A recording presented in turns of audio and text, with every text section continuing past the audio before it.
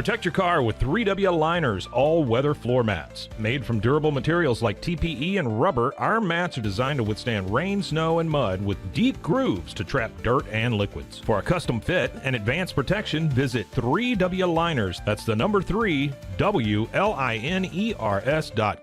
today.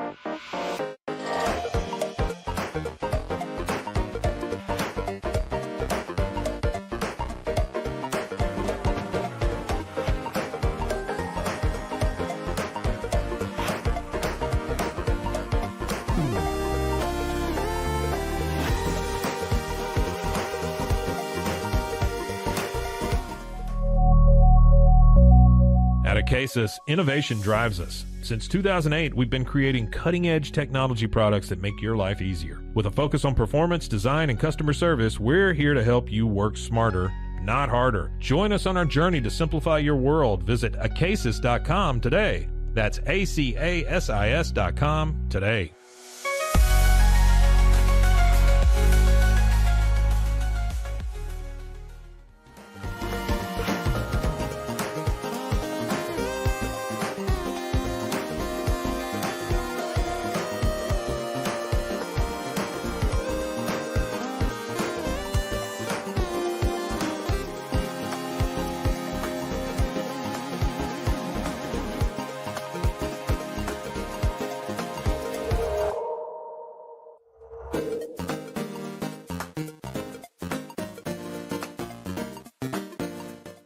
Farmhounds offers natural treats and chews made with quality products that support family farms, regenerative agriculture, and humane farming practices. Give your dog the best with wholesome, organic ingredients that promote health and happiness. Shop now at farmhounds.com.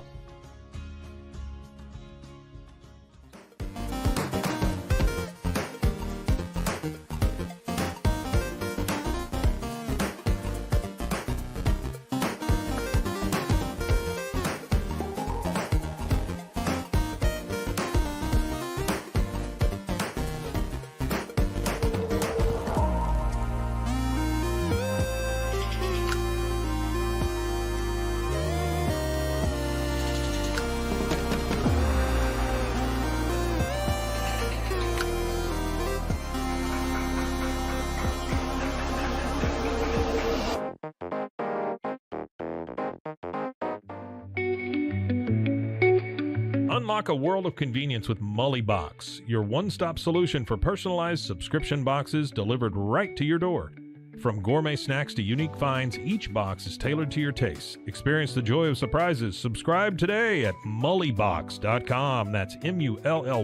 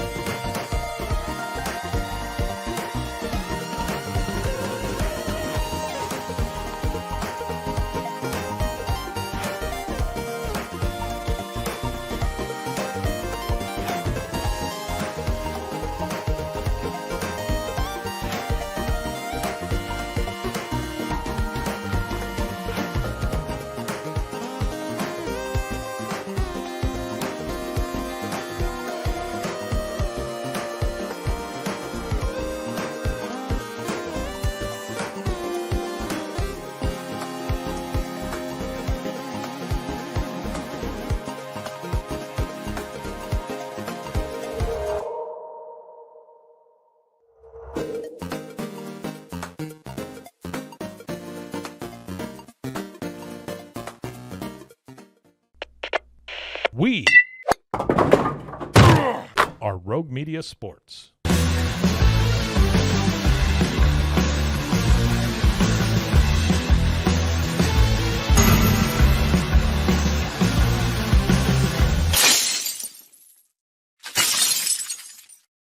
It is the Cam Show on Rogue Media Sports Network. Happy Monday to you. Happy Martin Luther King Day to you as we some are still basking in the glow of a 3-day weekend. Not us here at Rogue Media Sports. We roll on. This is the Rogue Media Sports machine. I'm Cam Stewart, Zach Burke, keeping us on the air. Would love to talk to Zach at some point here when we can about some of the results over the weekend.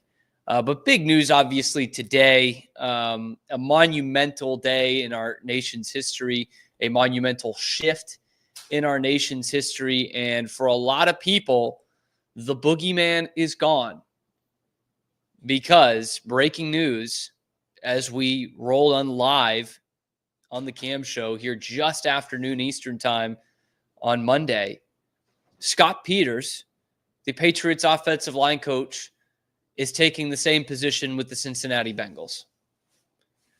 You might be wondering, why and how someone could hire this awful man and put him in a position of power again. And I'm wondering the same thing. This Patriots offensive line, really? Ranked 32nd in the league, and they would rank them 33rd if they could. In fact, I think that would have been a good kind of thing to do for PFF. Like the standard of the top 32 is that, hey, these guys are professionals. They should be playing in the highest level of football. Nobody on the Patriots offensive line, at no point this year did you say, yeah, those guys are real NFL football players. So I think they should have had, like how there's always kind of like an empty chair at a wake. They should have done that at position 32. 31, I think, was the Saints. Free space. 33, honorable mention, also receiving votes for the NFL, New England Patriots offensive line. And the Bengals turned around and hired that guy. And they have a quarterback. They have like a franchise, bona fide, like top 5 quarterback in the league. And they're like, we don't care about you. We do not care about your health, your safety, your well-being whatsoever. We're going to have this guy, Scott Peters, coach up the guys in front of you, the guys blocking for you. Scott Peters sounds like a South Park character. Okay, that's exactly what he sounds like a one-off South Park character, 6th grader who bullies the kids, bullies the fourthies.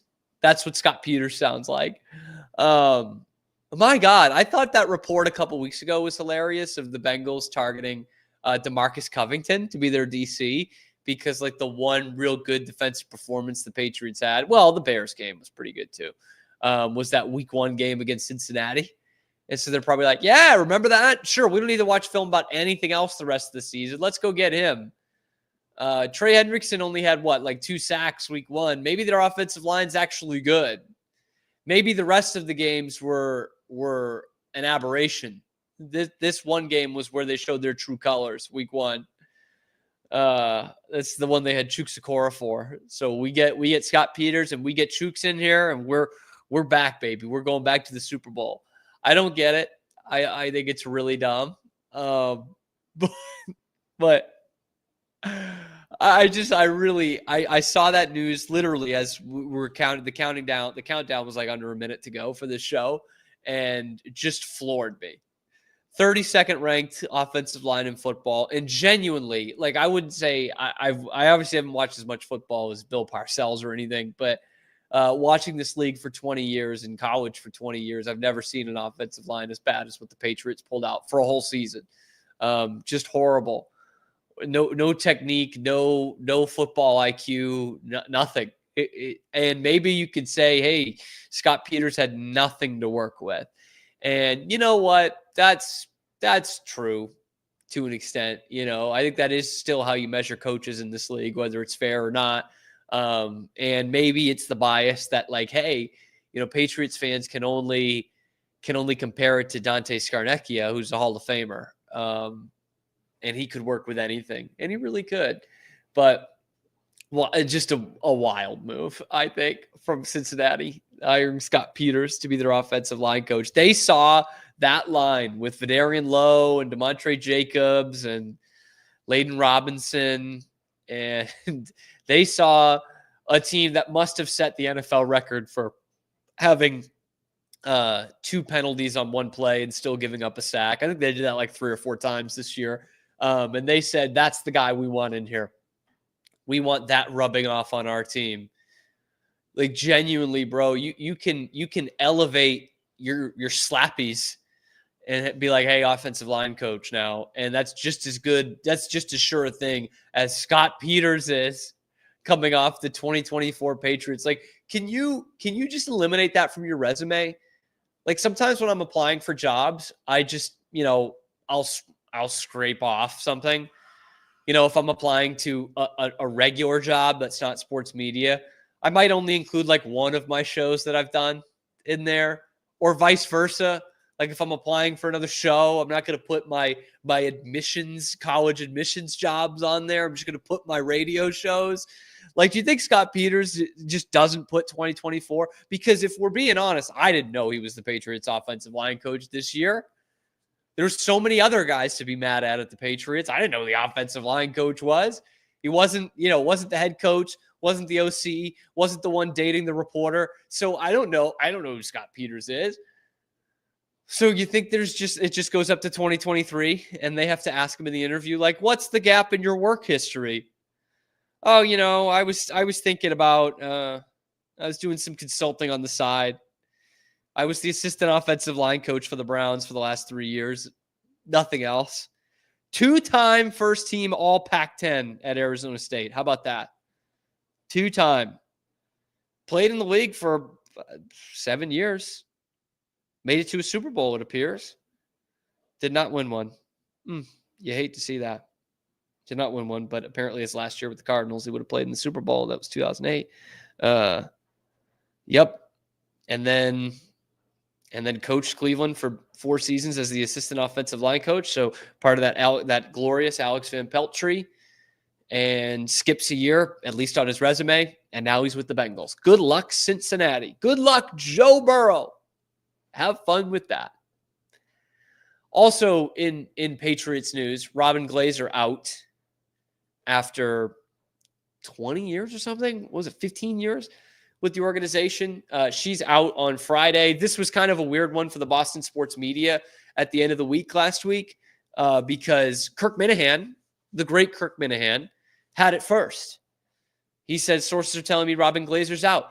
And then all these Johnny journalisms, specifically Burt Breer, who the moment I said I had so much respect for Burt Breer on this show, what was it, a week and a half ago, 2 weeks ago? Like the respect has dipped precipitously, tremendously. And he's out there like, oh, Kirk doesn't know what he's talking about. Robin Glazer's still there. Blah, blah, blah. 24 hours later, Robin Glazer's gone. All these guys, Breer and Volan and all these Johnny journalisms, all of them except Mike Reese.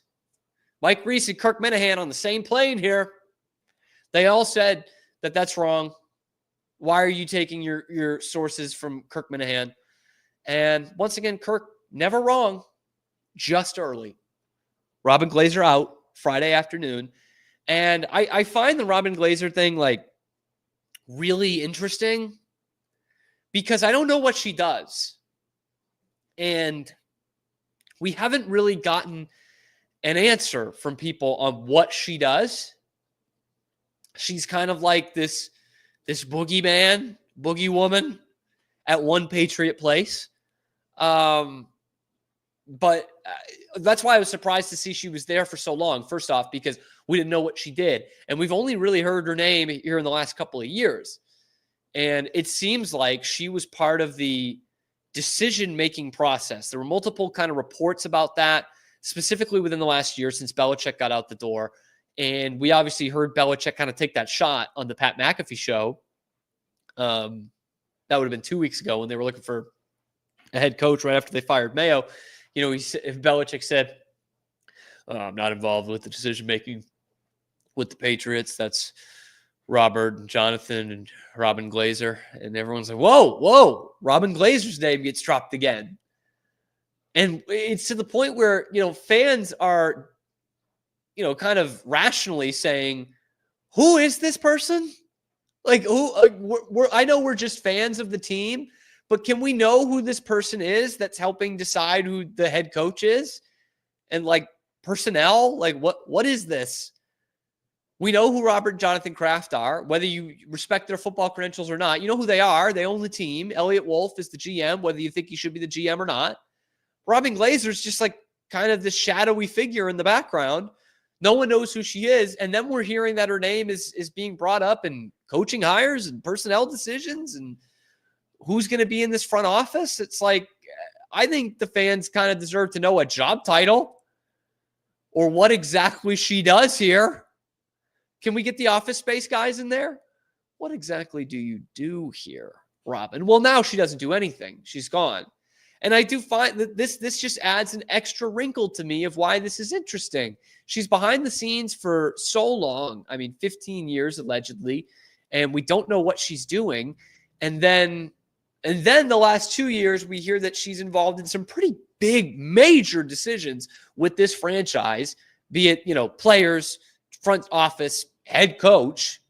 She apparently had some sway, had some pull in that. We don't even know who she is. And then after you do get an adult in the room at head coach Mike Vrabel, and it's now time to, crack some skulls and get some of the lesser people out of here. Suddenly, Robin Glaser's gone. Tip of the cap, she's out the door. Is that timing a little interesting there to anybody else? Like, I get it. Ernie Adams was the ultimate NFL, man lurking in the shadows for a long time. But we know he's this football lifer. We know he's this guy who just maniacally watches film and gets the tendencies of the other team. Like, before Ernie Adams got on camera, whatever it was, 8 or 10 years ago now, and has been a camera darling ever since. Even before that, when he was just, Emperor Palpatine in the background, we at least knew he had that football background, football acumen, and that he wasn't Belichick's offensive coordinator. He was Belichick's replay guy. You know what I mean? And Robin Glaser, we don't know what her resume is, nor even what she's doing within the organization. And then suddenly, when you do get the right hire, I think, and Mike Vrabel, and everyone who's been around him, played with him, coached with him, says things are going to change in New England. This is going to be a culture change. We're going to get some of the people who don't know what they're doing out of the building. And then all of a sudden, Robin Glaser's out of the building. I think it's probably a good thing based off that timeline right there, but just odd stuff is what I'll say. Coming up next on the Cam Show, we're going to do a little recap of the weekend and who the Patriots fans should be rooting for. So let me know down in the comments below what you think about Robin Glaser, what you think about this AFC Championship game coming up. Be sure to like and subscribe. It helps out the channel a ton. The Cam Show rolls on. It rolls on next.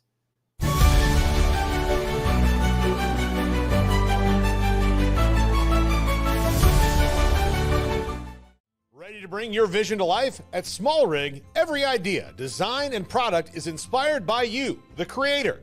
With our industry-first under co-design mode and the Dream Rig free customization project, we unite with global creators to turn big dreams into reality.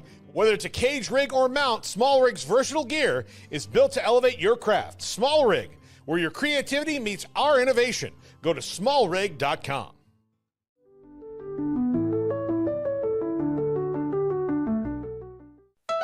Want to turn your passion into profit? With Blogify, creating a blog has never been easier. Build, customize, and grow your site with powerful tools designed for beginners and pros alike. Start sharing your story today and watch your audience grow with Blogify. Download Blogify now in the App Store.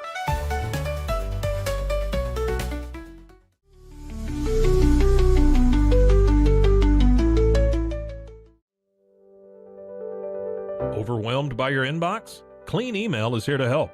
Organize, clean, and manage your emails with powerful automation tools. Say goodbye to spam and clutter and enjoy a stress-free inbox. Try Clean Email today at cleanemail.com. That's CLEAN email.com.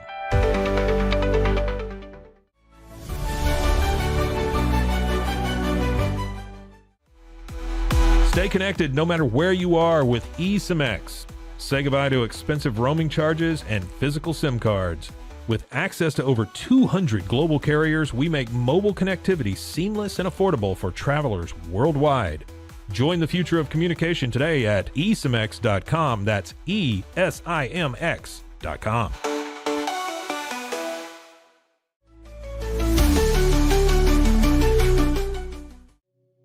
Farmhounds offers natural treats and chews made with quality products that support family farms, regenerative agriculture, and humane farming practices. Give your dog the best with wholesome, organic ingredients that promote health and happiness. Shop now at farmhounds.com.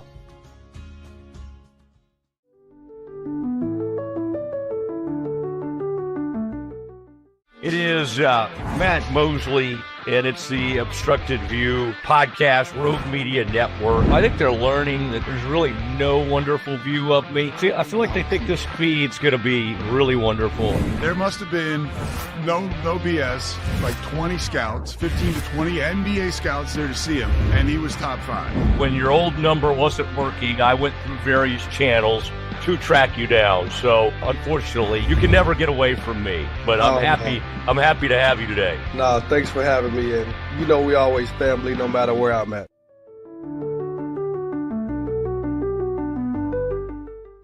Welcome to a special edition of the Doomsday Podcast. Look at this. We got one of the great golfers in the world, certainly one of the great pass rushers in NFL history.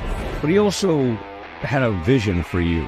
And so it was like you had the best of both worlds, right? You had somebody on you early, and then you had somebody who was maybe more relaxed. What were a couple of your biggest takeaways? The person you referred to that I spoke with, I've spoken to some personnel people and general managers of the league to get some, independent, objective assessments of the players the Cowboys picked, and we'll go through that. Has the general manager changed at all in the draft room? Nope, it's been the same since I was here the last time.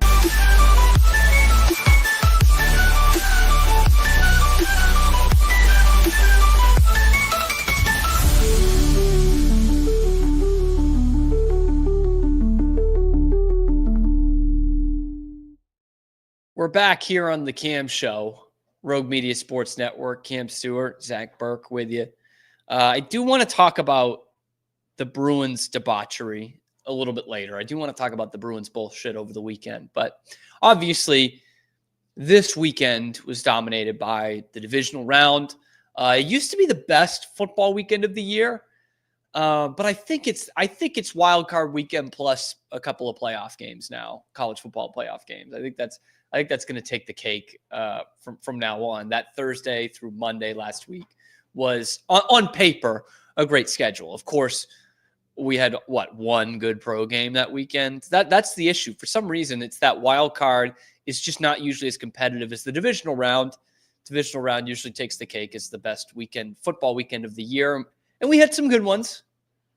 It's some good ones this weekend. I wouldn't say like real classics, although that Baltimore-Buffalo game had the high drama at the end. That was pretty great. But looking at that Kansas City game, I'm no hot takes here, okay?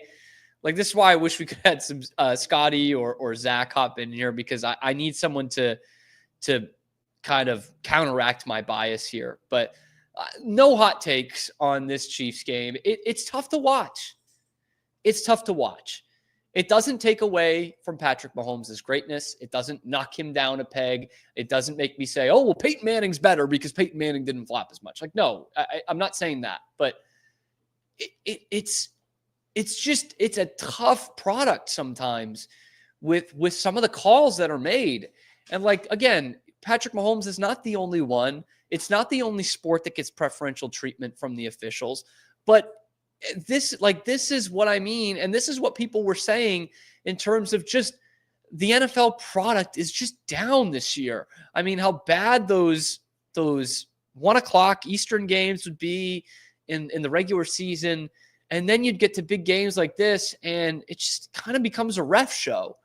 I think the Texans did enough to lose the game outside of that. But, I mean, Aikman's up there losing his mind in the booth, like, come on. And, again, so no hot takes. Like, some of these calls were ridiculous. But I do need someone to counteract my bias here. I don't know that Tom Brady flopped as much as Mahomes does. Zach, if you could, Can- you obviously first of watched the all, game. can you Not hear me? saying, not saying I can, not saying that Okay. Brady did not get calls. That's Yeah. not what I'm saying here. Okay. But I think there's more selling to the officials from Mahomes than there was for Brady. I can be wrong. Please let me know. You actually, this is a good perspective. You as the Texans fan not only got this whole game this weekend, but got Brady a couple of times in the playoffs. Yeah, no, there you go. I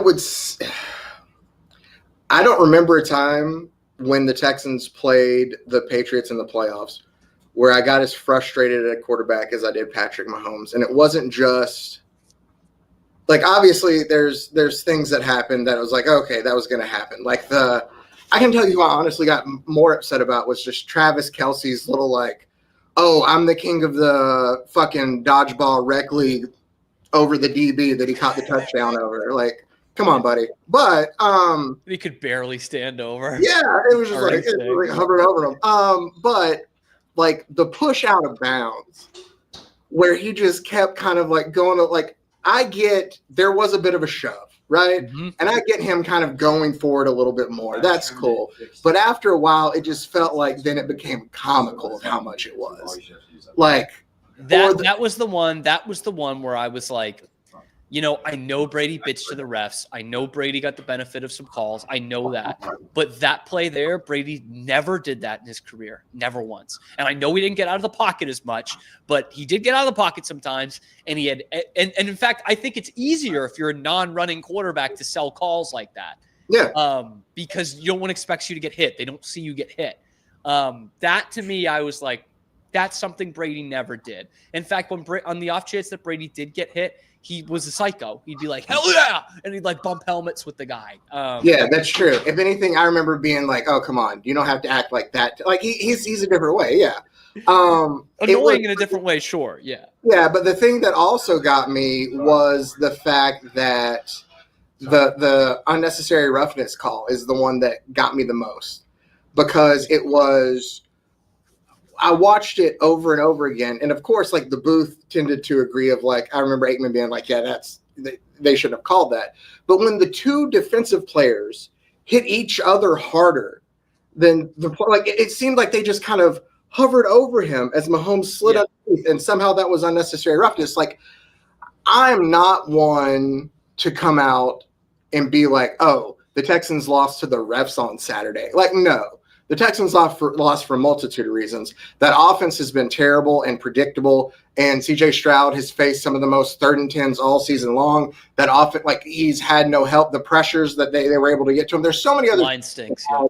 Exactly. So I'm not going to fully blame it on the refs because just to do that is stupid. But there were calls that were made that for sure benefited Patrick Mahomes, and at times it felt helped carry that Chiefs momentum. Mm-hmm. And that was weird. Like, the Texans got in their own way. Missing a PAT, like, come on, you could have tied it up there. There's things like that they did to themselves. But then it would be like they'd get close, and then there was that unnecessary roughness call. Or there was thankfully, they didn't call anything, but there's Mahomes acting like it's fucking group play of the World Cup, and he's got to flop in the middle of it to get somebody to call something for him. The thing that I thought about was like we're going to see the replays of that for a long time, even though it's a divisional round game. Like we're going to see a lot of that flop and the unnecessary roughness. People are going to be using that on a long list of like compilation of like, hey, here's how Mahomes get the calls. And so I thought about this during the game when I was trying to remove my bias of let's think of the two plays in Brady's career in the playoffs that people like. Oh my God, Tom got totally bailed out. 2 of them, right? Sure. It was the tuck rule against Oakland and what would have been the game-sealing pick in the 2018 AFC Championship game in Kansas City, but the guy whose name I can't remember lined up offsides. So those were the 2 plays that everyone was like, oh my God, Brady bailed out again. And I look at those, like unequivocally the guy was lined up offsides. It didn't affect the pick, so that's why people got mad. But he was offside. That's a penalty. That's objective. And the other one, the tuck rule, like you could argue that was a shit rule, which I get it. I totally get that. But it was the rule. like it was a bad rule, but they got the call right. These are subjective calls that are subjective calls that are objectively shit. Like, you know what I mean? And it's just, it does suck. And then, then you get the nightcap where Goff gets leveled after one of his picks. Like, that's football. But now what you're going to get is fans on social media putting it out there saying, if this was Mahomes, they would have had a firing squad at the 50-yard line. You know what I mean? And it's, there's some sort of truth to that. You know what I mean? Probably not a firing squad. Probably not. But I don't know what the other. But no, yeah, for sure. But you just look at it through a different lens when it's Mahomes, and it just stinks. And now this Chiefs team looks like that early 2000s Patriots team. Of obviously they have the clutch quarterback. They've got the guy with the ice in his veins. But this team is winning on defense and football IQ and home field advantage and like all those other things. And God, I hope Buffalo beats them. I do too.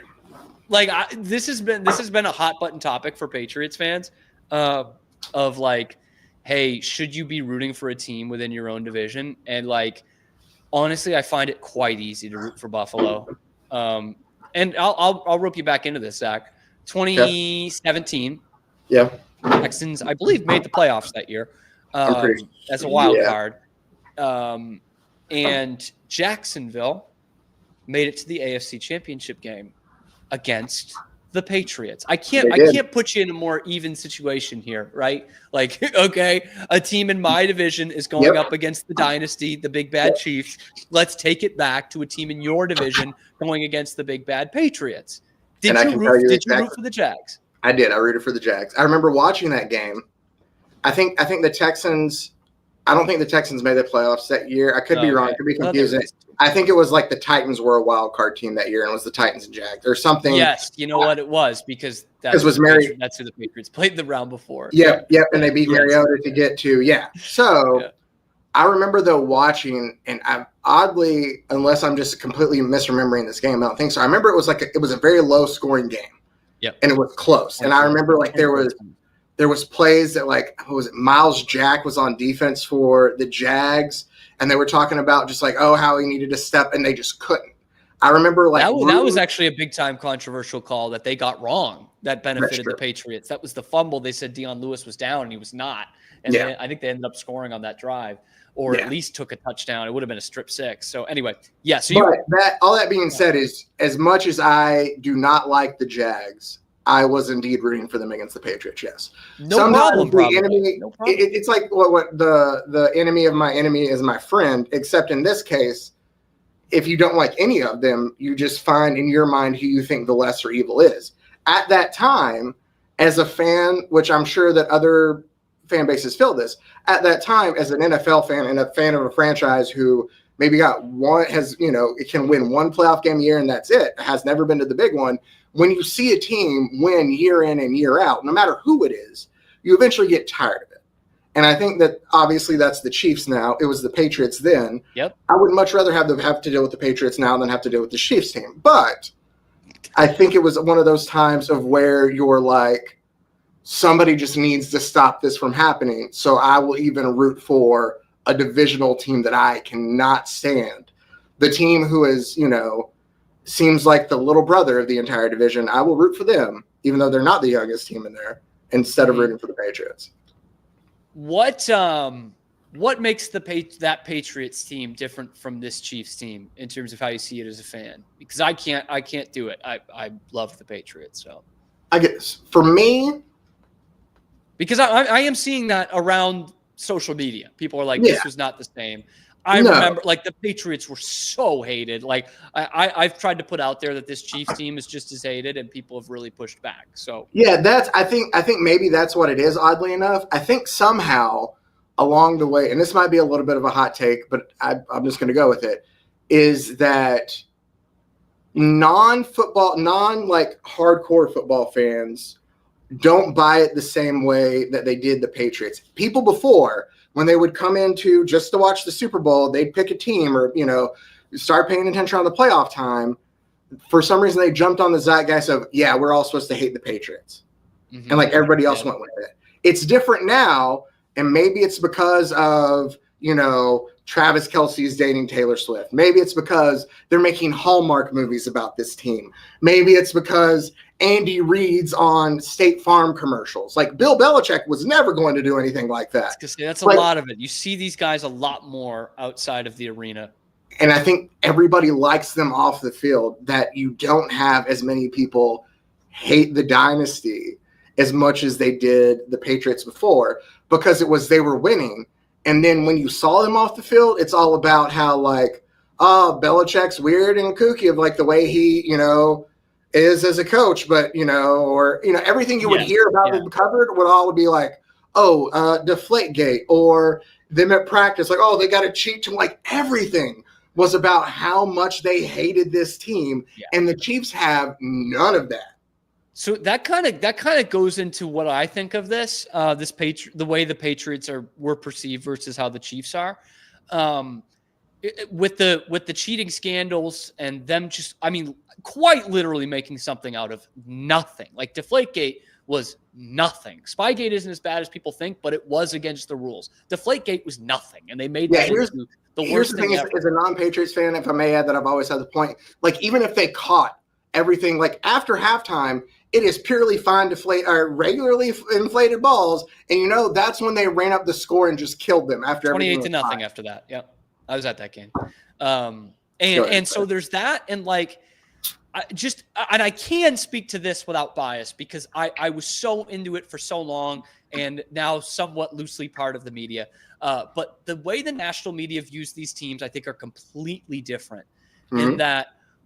Whenever the Patriots were in big games or in the playoffs, kind of the same way you see with the Celtics now, actually, like, the media will find ways to talk themselves into why the Patriots are going to lose. And they don't, like, it seems like they've just given up on that with the Chiefs way early. They're just like, I'm not betting against Patrick Mahomes. Would you? Like, it's always how great the Chiefs are. And I'm not saying there weren't some people filleting the Patriots during those runs, but a lot of times it was, no, here's how the Eagles will beat them with Donovan McNabb, and no, they don't, they don't stand a chance, or Eli's going to get them again, which ended up being right. Here's how Jake Delhomme is going to figure out the Patriots defense. Like, Matt Ryan, MVP, like, this offense, or they can't do it against the Legion of Boom, and like, every time it was something, and every time it was, now it's this team's time. And it just always felt like, the Patriots probably overblew how much people were doubting them, but it was always someone else's time to take the mantle. And here with the Chiefs, it's like, well, we just got to wait for Mahomes to be gone, the same way we did for LeBron in the Eastern Conference, which again was fine. But I think that kind of rubs some people the wrong way, whether they know it or not. Yeah. I don't know. Anyway, I have no problem rooting for the Bills, man. I'll be rooting like hell for the Bills, and I would have rooted for the Ravens. But, the Ravens fans have won one. Lamar, I got nothing against Lamar. I thought that was an awesome drive yesterday. Would have been happy for him if it was him. But, yeah, I will have no problem rooting for the Bills, and I will have no problem. Someone put this out on Twitter, like, Can we just have a Bills Commanders Super Bowl? Because in that, like, we just can fucking take the day off. Like, you know what I mean? Like, it doesn't have to piss me off if one team wins. Yeah. Like, that means we're gonna get an Eagles Chiefs, but like, I would love for a Bills Commanders, even though the Commanders don't have a shot, right? Like, there's no way. I think they beat Detroit, but. Like, I think, let's say this, like, I wasn't totally stunned by the Detroit loss. Okay. Like, I was surprised. But we've seen some teams get after that defense, and to the point where it was like, I was surprised the rookie quarterback did it to them. Like, let's give the flowers where they're due. But I wasn't like, oh my God, how did that happen? I was like, you know what? The Lions defense was a little sus. And Jared Goff, as you saw with that Houston game earlier this year, has a propensity to turn the ball over. Texans did not take advantage of that. Washington did. I think Washington's a great story for an okay sports town. Okay fan base, bad sports town. Okay fan base, Washington. And I like Jaden Daniels, man. I wanted the Patriots to draft Jaden Daniels. They didn't have the shot to. I'm very happy with Drake May. But of course, like, this ain't even just revisionist history. Like, I think the Patriots would have drafted Daniels if he was there. If they had the number 2 pick, let's say, and they had the option of both, I think they would have picked him, no question. And yeah, it's kind of frustrating that the Patriots and Washington had the same record last year and both went into the season with new head coaches and rookie quarterbacks and won 4 games like they did last year and the others in the NFC Championship game. But hey, maybe it gives hope to Mike Vrabel. You know, Dan Quinn, second go around. Here we are. Did a heck of a job this year. But yes, I mean, Bills, Commanders, Super Bowl, that's going to feed families, brother. That is going to feed some families. And I don't care that they play in the AFC East. I will root for the Bills to win the Super Bowl. I don't care, man. That is a hell of a fan base. And if they do win a Super Bowl, or God forbid multiple, they will become completely obnoxious. And I'll point back to this and say, why did you even want this to happen? But nobody's folding tables will be safe. But they are a great fan base. They deserve to win something. Okay, they deserve to win something. They are one of the ultimate cursed franchises in pro sports. And they're also a city that has like the chip on its shoulder kind of thing. So I'm into that. I'm into them winning the Super Bowl. And they're all likable, man. I think you can say the same about Washington too. Jaden Daniels, likable as hell. Anyway, this Patriots fan will be rooting for Buffalo. Let's end the Kansas City madness. I do have to talk some Bruins because I got to make sense of what happened on Saturday. That's coming up next on the Cam Show.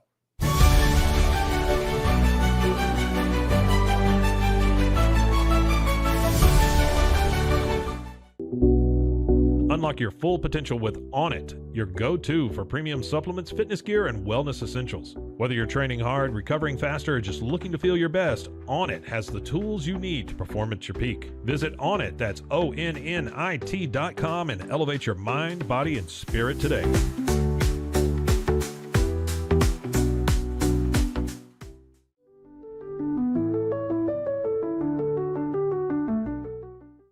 Join the Daily High Club, the premier destination for glass water pipes, vaporizers, and accessories. Since 2015, we've sold over 1 million quality products and teamed up with legends like Snoop Dogg and Tommy Chong. Ready to elevate your smoking game? Visit dailyhighclub.com for our El Primo subscription box or shop unique pieces today.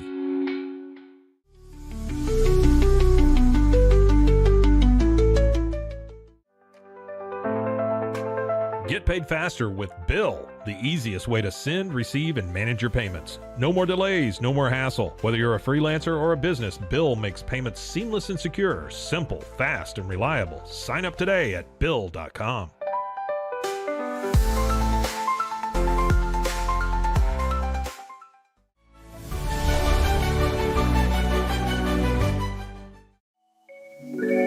Cleanse your body of accumulated toxins and embark on your wellness journey at your own pace. At Global Healing, we provide premium supplements to help your body heal naturally. Combine that with OrganicHemp.com's top quality CBD for ultimate balance. Start your healing journey today at GlobalHealing.com and OrganicHemp.com.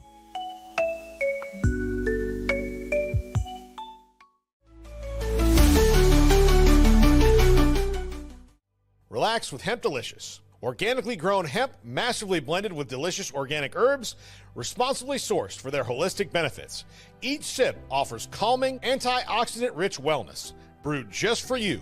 Sip the calm with Hemp Delicious. Find your blend at hempdelicious.com.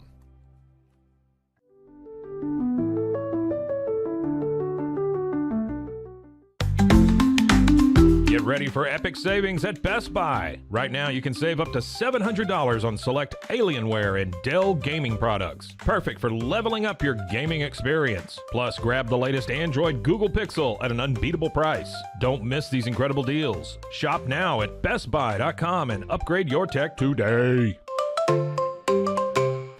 We've got all these transfer portal stats and what Dion did and what Fritz has done. I mean, that's that's the deal, man. That's the game that's being played nowadays. Maybe a little bit unknown at quarterback. I mean, unknown to the rest of the world, but he dove into the portal and got a guy who is super, super athletic. South Dakota State's really good. Give us a little bit of breakdown about what they can do and what Oklahoma State needs to be worried about. Look at that form right there. I need to say nothing else about this because I found one.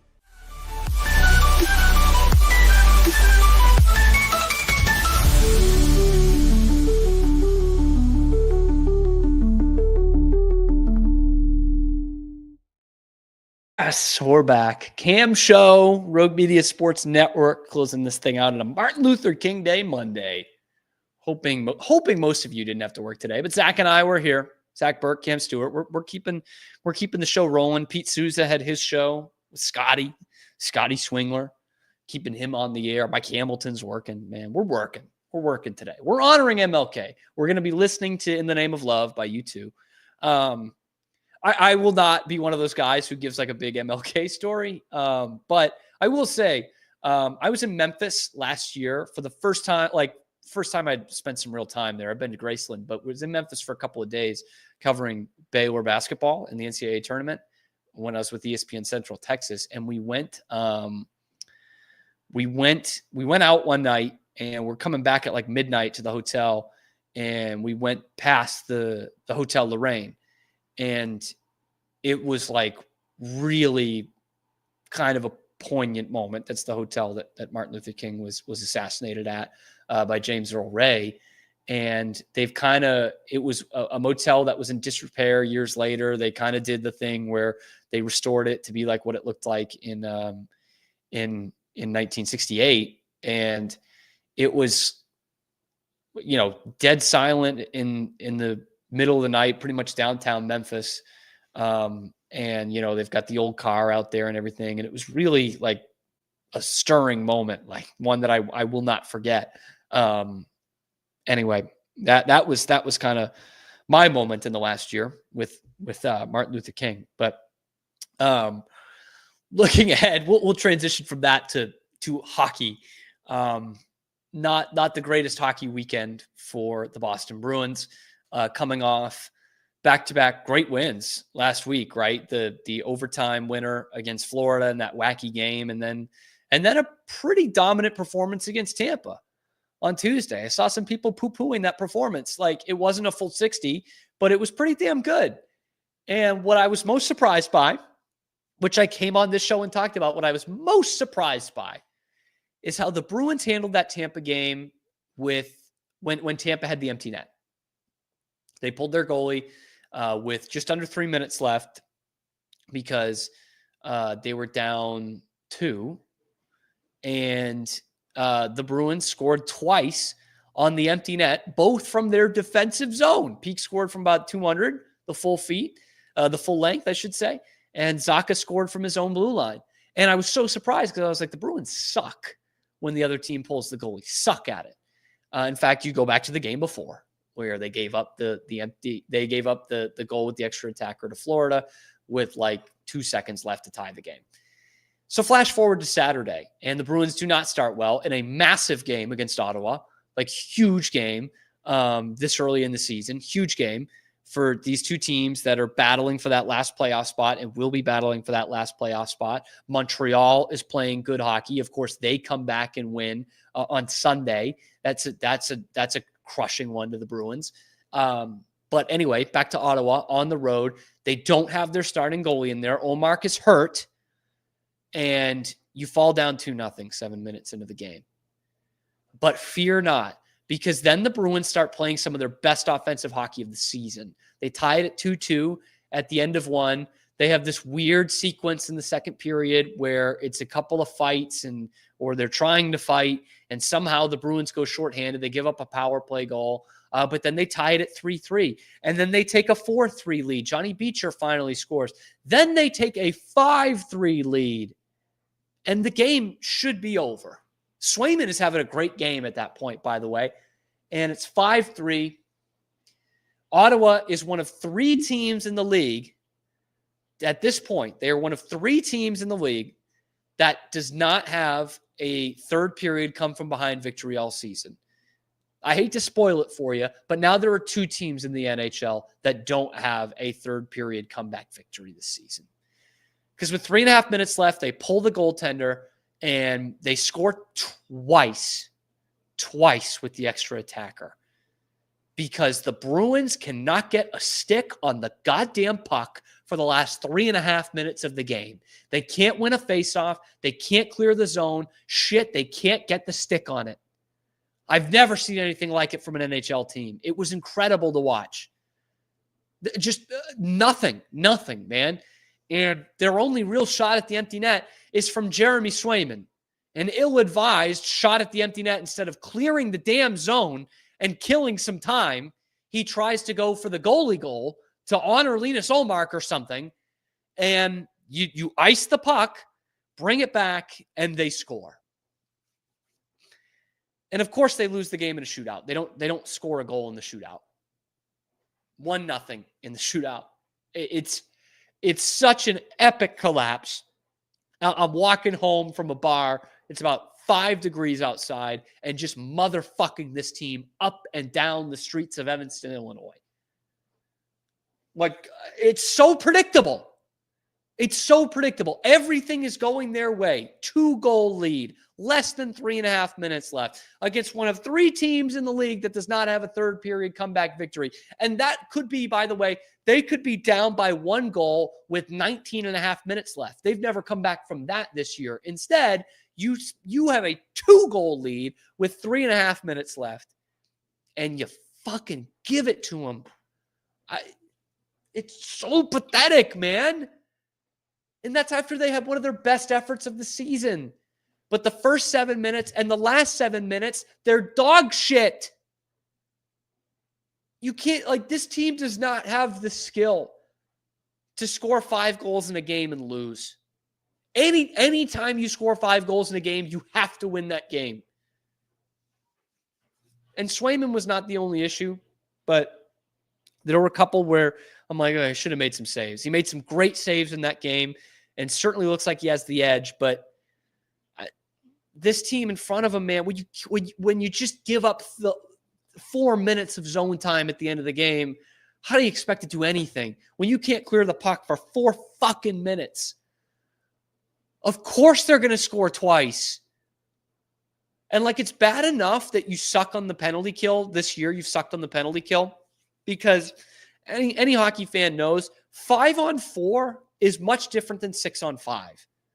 It just is. There's so much more ice on 5-on-4. 6-on-5, you can congest a team and win some battles along the board. And then you're shooting in an empty net. The good teams have a killer instinct. When the empty net is there, they go off and they kill off games. The Bruins are not a good team, and they can't do that. And honestly, I think some of these teams should try 60 minutes with the goalie pulled against the Bruins. I mean, you're probably going to win like 6-4. You'll give up some empty net chances, sure. But they can't clear the zone. They can't win faceoffs. I would take my chances. I mean, I genuinely think you're going to start seeing teams like down a goal against the Bruins start pulling their goalie with like 4 minutes left rather than 2 minutes left. I think your odds are pretty good. They can't win faceoffs and they can't clear the zone. And that's why they can't make the playoffs this year. They're about to play right now, actually, against Colorado. And I have a feeling they're going to lose, let's call it 6-2. 6-2. We'll have the full breakdown for you tomorrow. Be sure to like and subscribe. We are live on YouTube, high noon Eastern time every day, and then wherever you get your podcasts. Liking and subscribing helps out the channel a lot, helps me out a lot. Tell me how stupid I am down in the comments below, and we'll see you tomorrow on The Camp Show.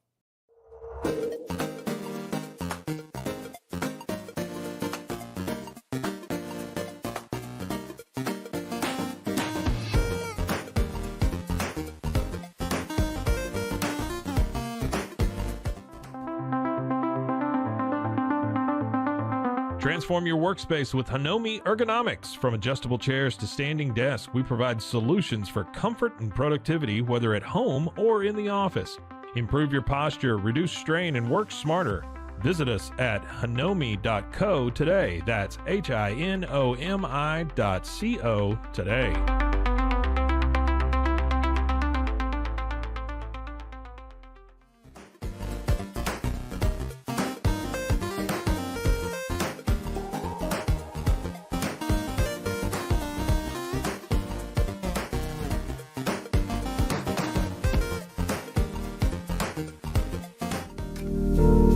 Experience the future of secure private cloud storage with Internix. Protect your files with end-to-end encryption, ensuring your data stays private and accessible only to you. Enjoy seamless, fast storage without compromising security. Visit Internix.com today and take control of your digital life. That's INTERNXT.com today.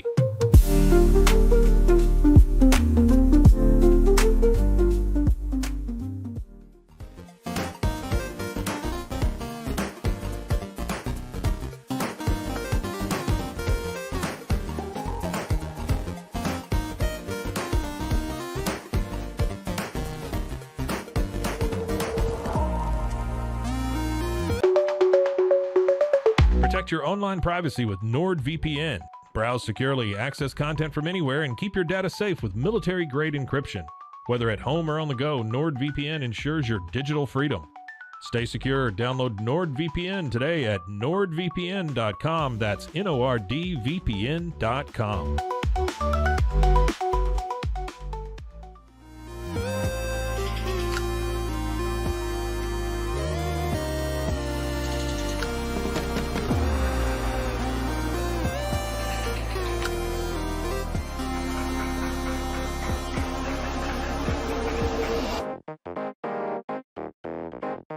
Tusains, we understand that maintaining a healthy lifestyle can be challenging, especially in today's fast-paced world. That's why our mission is to make fitness accessible to everyone, anywhere. Committed to excellence, we adopt a user-centric approach guided by ergonomics and medical science. With a team of seasoned professionals in R&D, design, and manufacturing, we prioritize quality across our entire product line. Visit Tusains.com today and start your journey to better health. That's TOUSAINS.com.